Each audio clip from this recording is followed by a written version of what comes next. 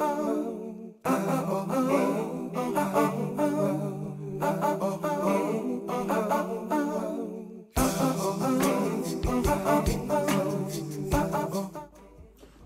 welcome to another video. Today we're going to be going through the Nikon Z6ii. Today we will be joined by my son Arthur because he doesn't currently want to be put down. Do you, darling? So if you hear any weird noises, it'll be him. So first of all, first impressions. Now I really wanted to upgrade to mirrorless. It's taken me a while to take that leap, I'll be honest. The first Z6 had a few issues which I think have now been fixed with the firmware update.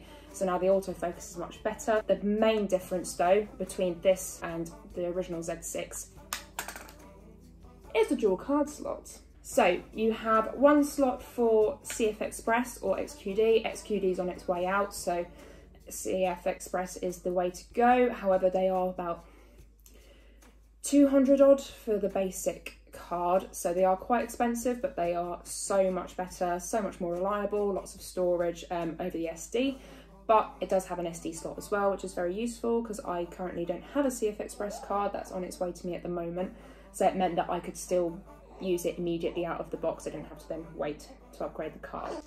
But that's the main difference, which makes it a perfect camera for wedding photography now, whereas the original Z6 only had one slot. You can't rely on it as a main body. If it's only got one card slot, it's just not worth the risk. Like, if something happens to that card, you've got no backup. So now we've got in the camera backup with the SD card. I generally tend to shoot RAW plus JPEG and then use the second slot as a backup. So not only do I have the JPEG backups, but I've also got 2 backups of everything in camera, which is really useful. So I tend to use quite big cards anyway, and then I don't have to keep constantly taking them in and out, because that is the main reason for corrupted cards, is constantly in and out. So this also has a USB-C as well, so you can upload and charge from the USB-C, which is wicked. So you don't even need to take the battery or the cards out ever, really, theoretically. And you can shoot time lapses as well, and you can just have it constantly plugged in and it will never run out of battery, which is really good because this uses a serious amount of battery. So the battery itself, if you can see here, same as usual, they just got slightly bigger batteries. They've got more capacity, which is really good, but it is backwards compatible as well. So you can use your original Nikon DSLR batteries in there. They just probably won't last as long, but it's good to kind of be able to use all of your original batteries, and you don't have to go out and buy a ton of new ones, though I would recommend using the batteries specifically designed for this camera because they're better and they'll last longer as well. Where's your dummy gun? So speaking of things native to the camera, another thing that is backwards compatible is the lenses. So if you're moving like I am from DSLR to mirrorless, you don't really want to be upgrading all of your lenses immediately to native lenses, though that is obviously recommended because the native lenses are a lot better than obviously using backwards compatible lenses, but it also gives me the flexibility then to be able to use my original lenses and not have to go out and spend thousands and thousands and thousands of pounds on all of the new native lenses. As much as I would love to have new native lenses, it's just, most people can't go out and just upgrade all of their lenses. I've currently got quite a few that I'll be able to use on this with the adapter. That's one thing I do suggest if you are looking at purchasing this, is it comes with the FTZ adapter, which means you can use all of your original lenses on it for now until you can upgrade to the native lenses. The lens I'm looking forward to most is the 85mm 1.8. That looks particularly good, especially for wedding photography. It's not the most versatile lens, but if you're doing weddings, it's brilliant because you can get those really nice candid shots and not be in everyone's face. You can just kind of hide into the background and still kind of get those really nice close-ups, which is really good. Plus, it's just a gorgeous lens anyway. So this is the FTZ adapter. Lots of plastic, naughty Nikon. Gloss over that. So this is the FTZ adapter. So this is what you use to put all of your original DSLR lenses on the mirrorless camera. It's pretty robust. It's pretty standard really, it's an adapter, but it's quite expensive on its own. So if you are upgrading to mirrorless, 100% get the package with this in, because you get quite a good discount. It's like half price basically if you buy the body and the adapter together. So definitely get that if you're upgrading from SLR to mirrorless. Another thing I would suggest is definitely going with the lens package as well. This is the kit lens 24-70 f.4. I wouldn't call it a kit lens really. I mean, it's the best kit lens you can get compared to the original SLR like 18-55, which is, I don't think I've used that in about 10 years, but this is pretty good as a kit lens goes. It is the f4. As a wedding photographer, I would much prefer the f2.8 just because that's a bit more flattering for portrait photography. When you're shooting wide open, you get that beautiful light and nice depth of field.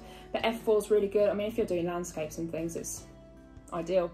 The 2.8 is definitely something I will buy, but not for a while. It's £1,200 more than this one at the moment if you buy it on its own. This is about, I think at the time of recording, this is about £600-700, this lens. So you get it with a considerable discount if you buy it in the box with the body and the adapter. I think in total this came to 2,300 altogether. So the body's 1,800 at the moment.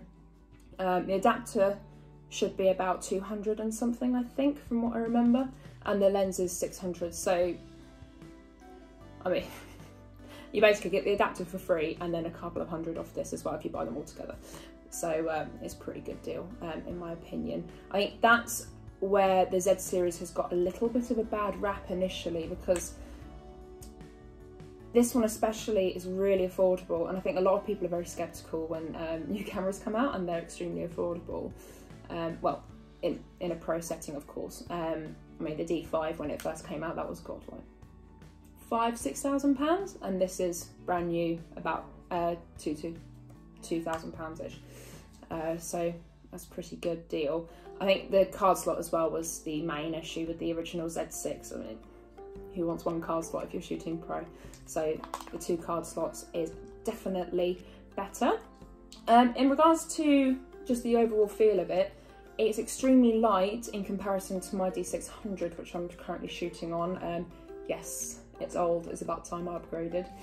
So it's very small, it's about half the size without the battery pack. It's a lot lighter, but it feels extremely robust. I've heard a lot of good things about the weather sealing on this, and I can definitely tell that just from the feel of it. But it is it's very sturdy, especially with this lens on. The lens as well, very robust. It just feels really nicely made. It doesn't feel plasticky at all. It's just lovely, and it's very ergonomic as well. It's nice to hold. You've got these 2 function buttons here as well, which is brilliant. As a wedding photographer, I often switch into DX mode quite a lot, which gives you that extra 1.5 kind of zoom, which you can use even on prime lenses.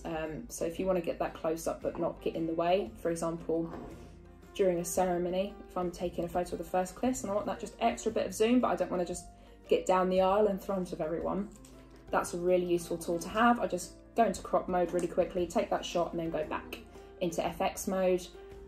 Obviously you get less megapixels. I think it goes down to less than half. I think it goes down to about 10 megapixels on the SLR as opposed to the 24. But it's worth it just for that extra close-up. Generally speaking, you can't, if you've shot it correctly, you can't really tell the difference in megapixels really. So if you do the odd few photos like that, I think that's a good thing. Just don't obviously shoot your whole wedding on crop mode if you can avoid it. Now, all down the side, that's pretty standard. You've got your mic, obviously, and the headphone jack.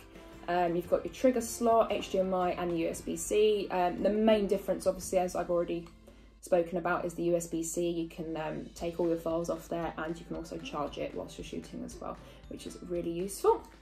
The screen, it isn't completely tactile, so you can't use it for forward facing, but it does come out like this, and you can go up, down. So it's useful for shooting above, shooting below. I prefer that. I'm not a massive fan of the screens that flip right out. I think they're a lot more fiddly, and also I'm just constantly paranoid about breaking them as well. So I kind of prefer a bit more sturdy with a little less movement. That's absolutely fine.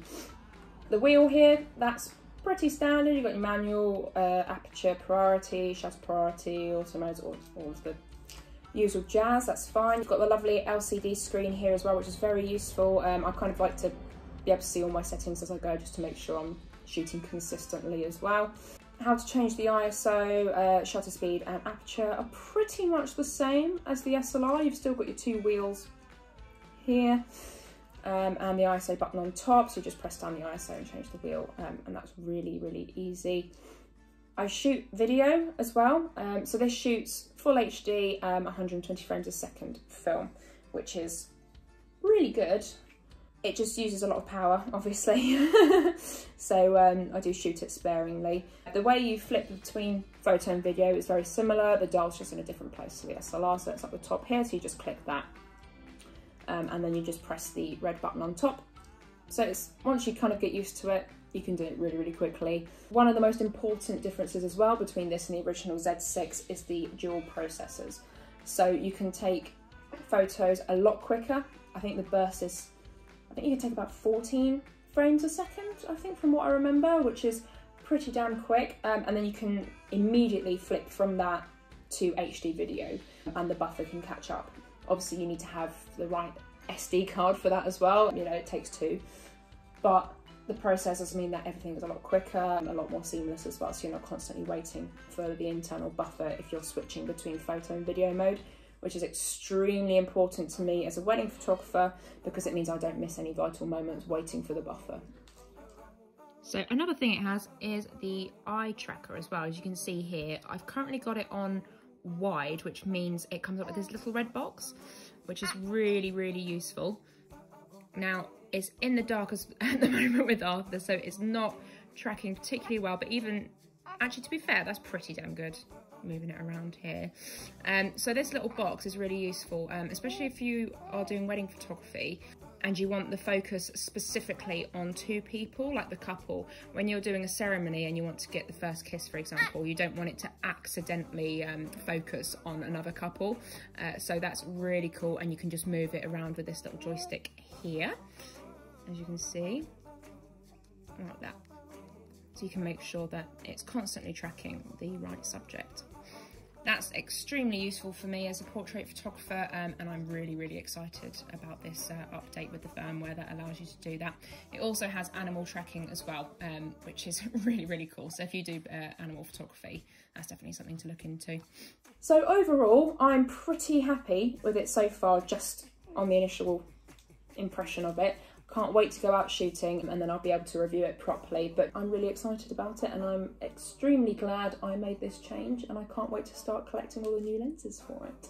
Yeah, let me know what you think of it, and I will be releasing a video soon once I've had the chance to properly try it out, and then we can see how I get on with it. So that is all from me and Arthur, and we will see you soon on our next video. Bye!